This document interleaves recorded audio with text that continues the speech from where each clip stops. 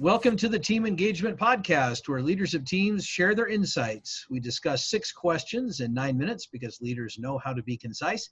We'll go ahead and get started with our guest today. The first question, in a few sentences, tell us who you are and what you do. Hi, I am Meridith Elliott Powell. I am a business growth strategist and keynote speaker. And basically what I do is I help my clients learn the strategies they need to turn uncertainty into their competitive advantage. Great. Question number 2, what's the best thing about working with a team? I would say the best thing about working with a team is that you're working with groups of people around you that you can play off of their skills and their talents, and you're working together to accomplish a goal. And if you work with others, you can accomplish so much more than if you work by yourself. You have people to get through challenges with and to celebrate with. I like that you say celebrate with as well. That's the fun part of doing business with the team. So that's right. That's fantastic. Question number 3, I hear from other leaders of teams that it can be a challenge to get team members engaged. Tell me your thoughts. I think it probably is one of the biggest challenges. And I think part of it is truly our own leadership style. You know, so many leaders that I work with, they became a leader because they were good at what they did, the skill that they had. But leading people is different than the skill. So I think we fall a little bit short on engaging people. We tend to lead by telling rather than leading through, I like to say, leading through the power of the question by giving people ownership, voice, and responsibility. I love that comment about leading through the power of question, if I heard that correctly. So that is a great insight. Well, question number 4, what other piece of advice would you offer to leaders of teams?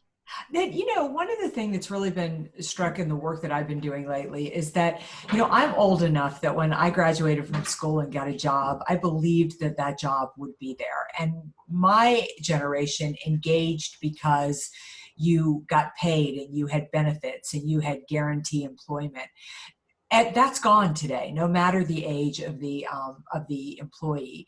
And so we as leaders have to understand guarantees off the table. Nobody can promise that a job's there.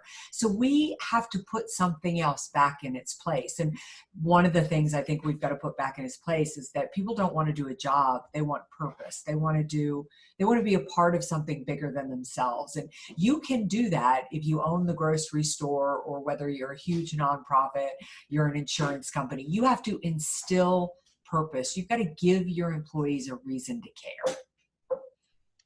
I could not agree more. It is so important these days. We've just seen a shift, and I'm certainly not going to ask how old you are. I know how old I am, and it's the same exact thing, because when I was in my younger days, you just kind of worked to get the paycheck, and you're absolutely right. You just kind of assume that job is just going to continue, and it's a little bit of a shock to the system when something disrupts that.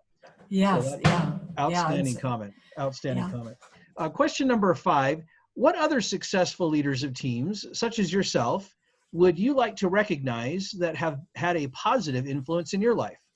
Yeah, one of the biggest is a very good friend of mine and a mentor of mine, Sarah Canaday. Sarah's done a lot of leading in the technology industry, and she is what I like to call a quiet leader. You know, there's been so much work done around personality styles and are certain personalities better leaders or not. And I think one thing I've learned over my career is the answer to that is no.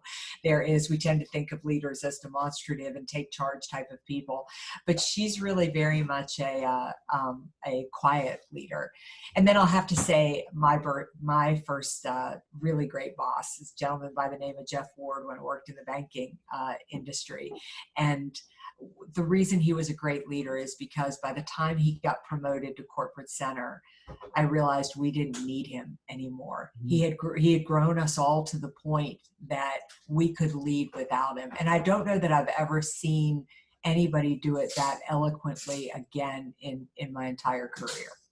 He was so vested in our growth that he could let go and allow us to develop without fear that there wasn't going to be a role for him in the company, which is something I think leaders struggle with quite a bit. I agree. That's a great insight. It's kind of a multiplier effect where you're turning around and making other people better, even though it may, in essence, replace you in theory. But that's such a great principle. Thank you for sharing that. Yeah. Well, a final question. In Boy, I just drew a blank there. But tell us about your first job. Okay, my first real job or my first job. You can select either one if you have. Okay. We've got a little bit of time. If you wanted to share a quick story on both, that would be great. Okay, great. I got my first job when I was 14 years old. Much to my mother's chagrin, I started hostessing at a restaurant, and hostessing led into waiting tables. But I tell you, it taught me really early on, because as a hostess who was only 14, I had to be willing to do anything in order to keep the job, because I was a little younger than they like to employ. They really like to employ at 16, which meant that I needed to go in the back and be willing to scrub pots and pans back in that then. And I used to, I worked up front mostly with waitresses who's quite frankly were cranky, kind of angry people, but who were making a lot of money an hour because they got tips. But when they would put me in the back, I would work with a gentleman by the name of Mick. And I'm sure Mick wasn't that old, but he seemed ancient to me at the time. And I loved to go back there and work with Mick, because Mick was happy. He was always happy. He was always upbeat.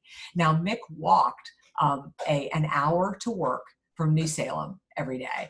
He got paid whatever minimum wage was back then, $2.35 an hour, something like that. Just dated myself. And he would scrub pots and pans all day long. And then he would walk home at 7 o'clock at night. And I really learned from that job. The first, hard work is important. If I was willing to do anything, then doors would open for me. But really in that moment that I had a choice, because, as a young person, you look up and you look around to who you want to be. And even though I went on to wait tables, I think I was always had a little bit of Mick in me, in the sense that I was willing to do anything. And that served me very well my entire career. I've always been the girl who's raised her hand and said, I'm happy to, I'll volunteer. I don't care what the position is. Wow, you've had some great mentors and examples in your Yeah. business career, all the way back to age 14. That's great. Isn't it amazing that man, who I'm sure didn't even graduate from high school, still has that much of an impact on me? I mean, to me, that's leadership, right? Absolutely. I couldn't agree more. We have those quiet leaders, and you mentioned your other leader as well, but they don't realize sometimes that they're setting an example and inspiring us to be better. So that's a great insight. Well, Meridith, thank you so much for being on the podcast today. How can people find you? Yeah, well, they can get a hold of me at my website, which is valuespeaker.com, the words value and speaker.com. And I've got free tools and resources, lots of tips and ideas. And I am a big believer, if you build your network, you change your life. So if you do reach out, I will reach out and connect with you. That is great. Thank you again. This is Sean Richards with the Team Engagement Podcast, where leaders of teams share their insights. For more ideas, you can find us on LinkedIn by searching Blue Sky Business Consulting. Thanks for joining us. Have a great day.